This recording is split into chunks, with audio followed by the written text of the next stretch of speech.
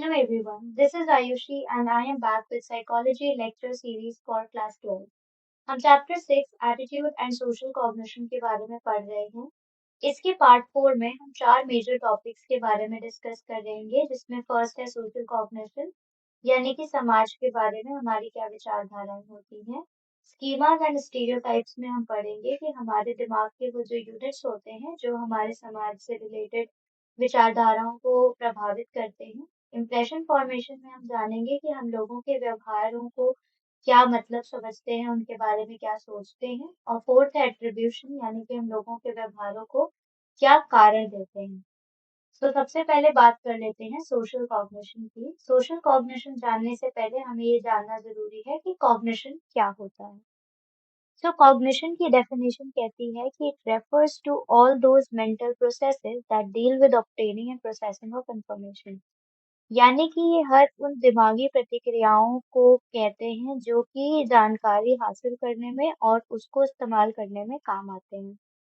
इसी शब्द में अगर सोशल शब्द जोड़ दिया जाए तो वो बन जाता है social cognition. It refers to all those psychological processes that deal with the gathering and processing of information related to social objects. यानी कि ये कहते हैं कि ये वो सारी मानसिक प्रतिक्रियाएं होती हैं जिसके द्वारा हम जानकारियां हासिल करते हैं और उनको अपने दिमाग में व्यवस्थित करते हैं किसी भी सामाजिक वस्तु से संबंधित। ये हर एक प्रतिक्रिया को लेते हैं जिसमें हम किसी सोशल बिहेवियर या सामाजिक व्यवहार को समझते हैं, समझाते हैं या उसको इंटरप्रेट करते हैं। जानकारी को इस्तेमाल करने में या उसको प्रोसेस करने में किसी भी समाज से संबंधित वस्तु को और किसी भी फिजिकल ऑब्जेक्ट को, यानी कि जो हमारे सामने रखी हुई ऑब्जेक्ट है, इन दोनों में अंतर होता है। फॉर एग्जाम्पल, अगर एक टीचर किसी बच्चे को स्कूल में ऑब्जर्व कर रही होती है और उसके व्यवहार के बारे में बताती है, तो वो व्यवहार जो टीचर बताएगी वो बहुत अलग होगा एज कम्पेयर टू वो वाला व्यवहार जो उसकी माता उसके घर में देखती है। सोशल कॉग्निशन जो होते हैं ये स्कीमास के द्वारा प्रभावित होते हैं या स्कीमास ही सोशल कॉग्निशन की तरफ इंसान को प्रेरित करता है। नेक्स्ट हम ये बात करेंगे कि स्कीमास एंड स्टीरियोटाइप्स क्या होते हैं।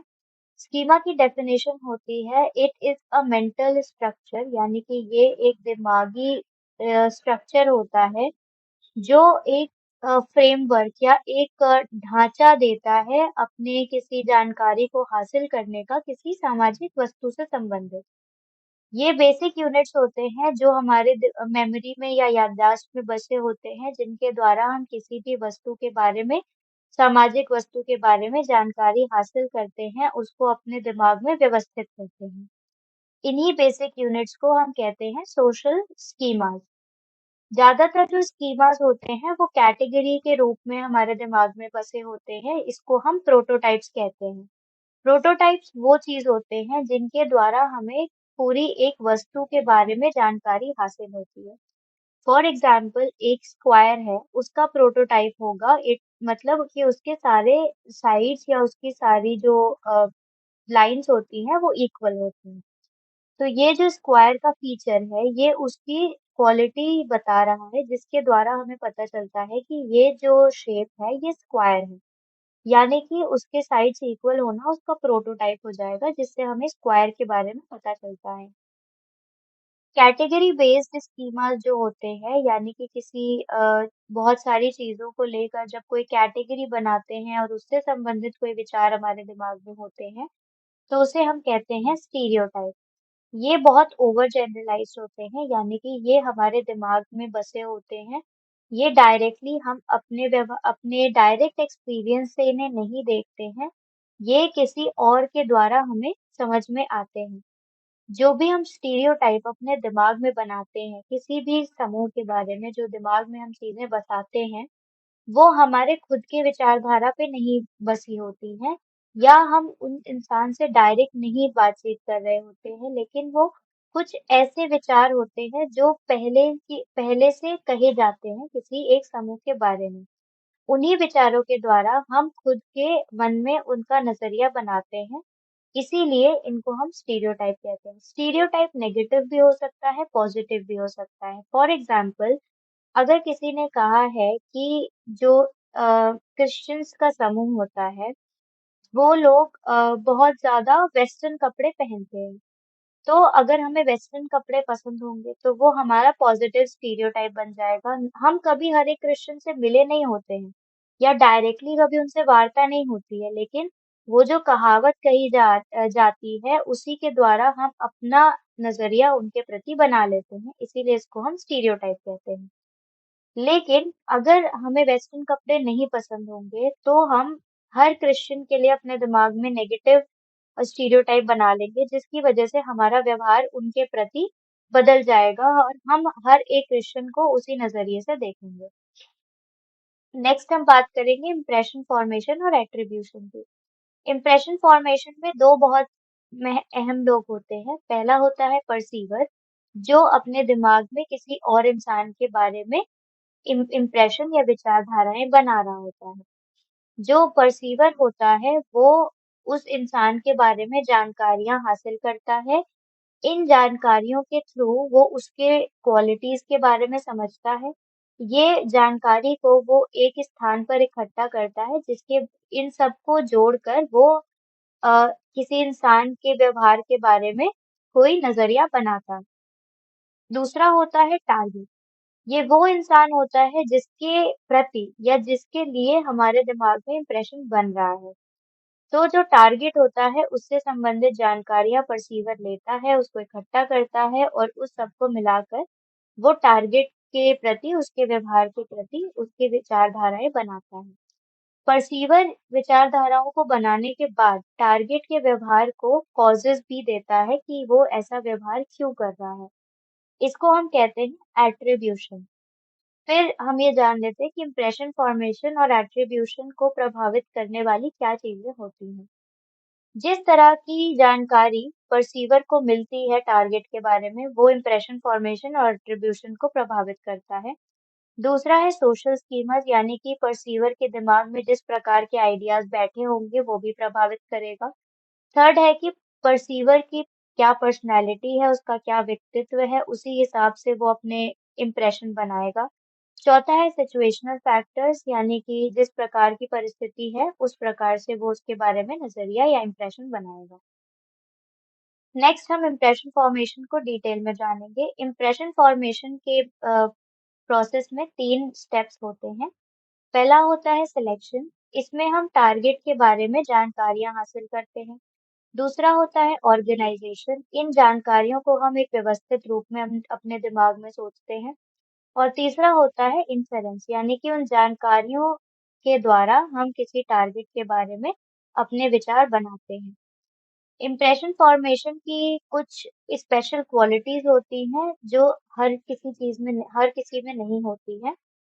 इनका जो सीक्वेंस होता है या जिस तरह से जानकारी दी जा रही है किसी टारगेट के बारे में, वो इम्प्रेशन फॉर्मेशन को प्रभावित करती है।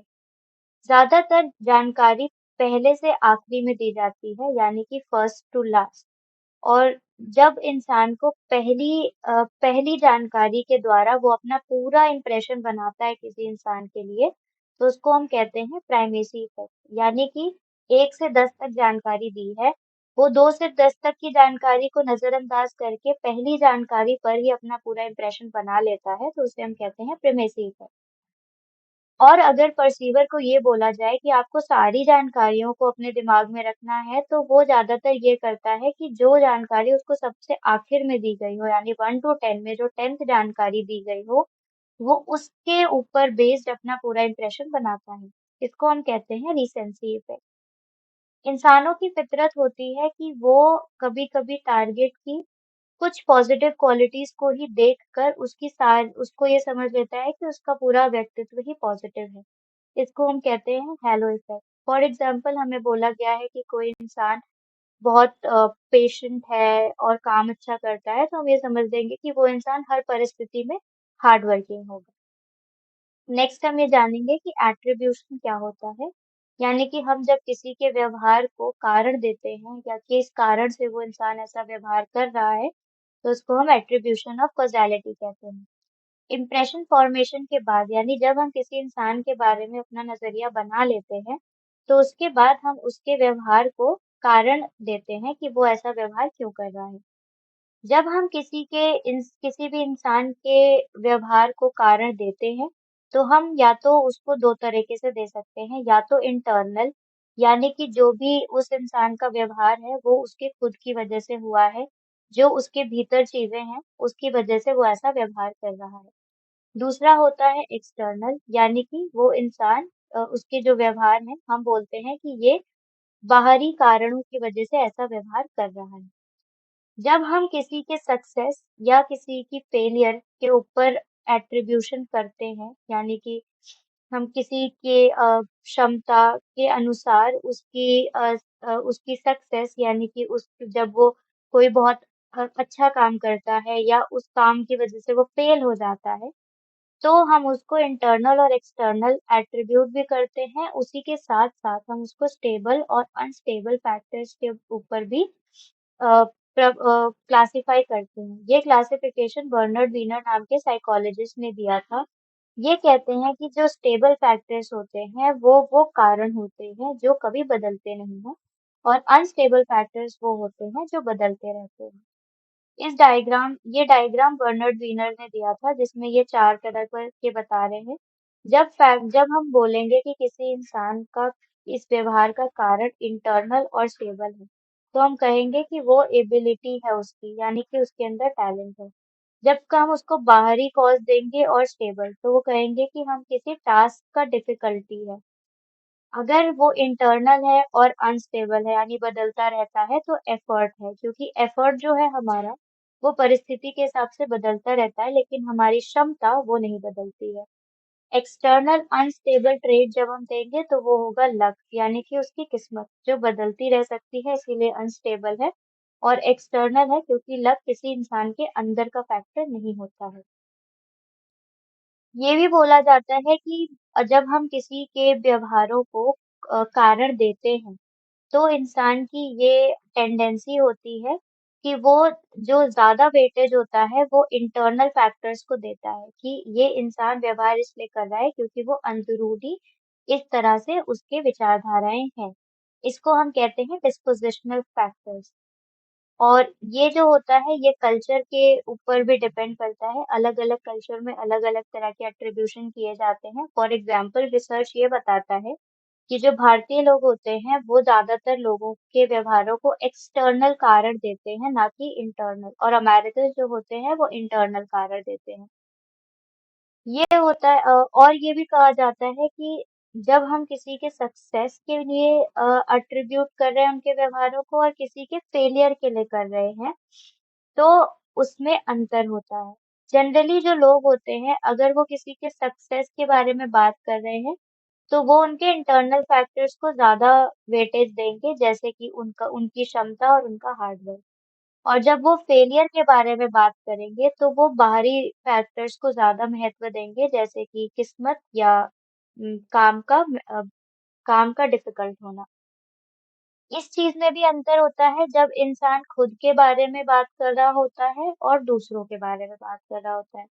जब इंसान खुद के पॉज़िटिव या नेगेटिव एक्सपीरियंसेस के बारे में बात करता है, तो उसे हम कहते हैं एक्टर रोल। और जब इंसान दूसरों के व्यवहारों को कारण देता है, तो हम उसे कहते हैं ऑब्जर्वर रोल। इस और जो इन दोनों में अंतर होता है, उसे हम कहते हैं actor observer effect. Actor observer effect ये होता है कि जब इंसान खुद की पॉजिटिव और नेगेटिव चीज़ों के बारे में बात करता है, तो वो पॉजिटिव चीज़ों को, यानी कि जो उसकी ज़िंदगी में चीज़ें अच्छी हुई होती हैं या सक्सेस होता है, उसको बोलता है कि वो इंटरनल फैक्टर्स है या मेरी खुद की मेहनत की वज़ह से हुआ है। लेकिन जब नेगेटिव एक्सपीरियंसेस होता है या वो फेल हो जाता है, तो वो एक्सटर्नल फैक्टर्स को कारण देता है कि ये बाहरी चीज़ों की वज़ह से फेल हुआ है। उसी के ऑपोज़िट जब इंसान दूसरों के पॉज़िटिव और नेगेटिव एक्सपीरियंसेस के बारे में बात करता है, तब वो नेगेटिव चीज़ों को इंटरनल फैक्टर देता है कि इस इंसान की ही कोई गलती होगी तभी वो फेल हुआ है। और पॉज़िटिव एक्सपीरियंसेस को एक्सटर्नल फैक्टर देता है कि उसकी किस्मत अच्छी होगी, इसीलिए वो सक्सेसफुल है। इसका रीजन ये होता है कि इंसान जो होता है वो खुद की इमेज को अच्छा दिखाना चाहता है दूसरों के कंपैरिजन में। इसीलिए वो खुद के एक्सपीरियंसेस को और दूसरों के एक्सपीरियंसेस के बीच में अंतर लाता है। इसका एग्जाम्पल हो जाएगा, फॉर एग्जाम्पल एक एग्जाम हुआ है, अगर आप उसमें सक्सेसफुल हो तो आप बोलोगे कि मैंने मेहनत की थी, तो वो इंटरनल फैक्टर देगा। लेकिन अगर आप फेल हुए हो तो आप ये नहीं बोलोगे कि मैंने मेहनत कम की थी, आप ये बोलोगे कि पेपर टफ आया था, यानी एक्सटर्नल फैक्टर। वहीं पे अगर आपका फ्रेंड टॉप कर जाता है तो आप बोलोगे कि अगर वो सक्सेसफुल होता है तो आप बोलोगे कि उसकी किस्मत अच्छी थी, यानी एक्सटर्नल फैक्टर। अगर वो फेल होता है तो आप ये नहीं बोलोगे कि किस्मत, आप बोलोगे कि उसने मेहनत कम की होगी, यानी कि इंटरनल फैक्टर। इसकी इसीलिए हम खुद के बारे में जब एट्रीब्यूट करते हैं, अपने व्यवहारों को कारण देते हैं, तो वो अलग होता है, और जब हम दूसरों के व्यवहारों को कारण देते हैं तो उसमें अंतर होता है। इस टॉपिक से रिलेटेड अगर आपको कोई भी डाउट्स या क्वेरीज है तो आप अपने क्वेश्चंस कमेंट सेक्शन में पूछ सकते हैं। साइकोलॉजी से रिलेटेड ऐसी ही एजुकेशनल वीडियोस के लिए गुरुकुल चैनल को सब्सक्राइब करना ना भूलें।